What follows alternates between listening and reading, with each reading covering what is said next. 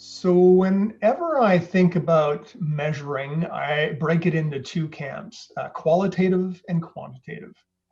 There really is almost a third camp, and that is semi-quantitative, because even though we ask people for a number, it's still a subjective or a qualitative answer.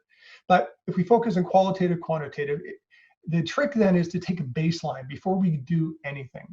So how are we doing things today? How long does it take? How many people do we take? How do we prioritize? Identify those things that you will measure at the beginning. And then after about one cycle of operation, you want to take those same measurements again. Because what you'll be able to do is identify a return on your investment, to overuse that term, but it'll show you where you're actually achieving more effectiveness or more efficiencies. A qualitative measure might be something like the ability to understand whether a new process is being supported through adoption. You could measure that through, say, a poll or a survey. It is a subjective rating because it's someone saying whether they're adopting or not. A quantitative measure might be the number of outstanding critical issues over the last 30 days or over a 3-month span. Because a simple count of the outstanding issues by month or within a quarter would illustrate whether the program is improving or whether it's degrading. My favorite return on investment example would be the reduction of our number one competitor in most businesses, and that's Excel. Not to beat on Excel, Excel is a great tool, but if you were to measure the number of Excel workbooks that are actually used for decision support before and after we implement some sort of a digital transformation, you could demonstrate the yield of reduction or of time, improvement of effectiveness, etc. But focusing on the right measures is the toughest part.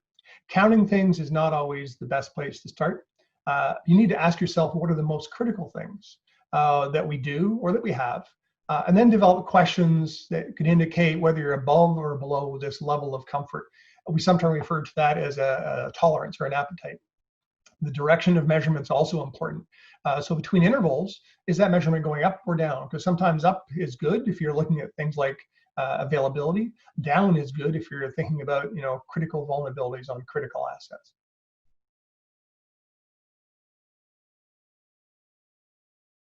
I'll give you two pieces. One's free.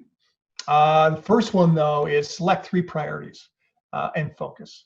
And focus until they're generating a minimum level of return on investment. Set some outcomes, measure those outcomes, deliver on those outcomes. When you achieve that minimum ROI, then move on to new priorities. What you'll find is you've gained momentum. You've gained momentum, you're showing results, and the buy-in from other parts of the business to see that you have a way to effectively and predictably get those kind of results, you'll actually have a lot of people jump on the bandwagon. My second piece of advice is build models. Just models, patterns, things that work. Start off small and prove that they work, because then you can scale them both vertically and horizontally.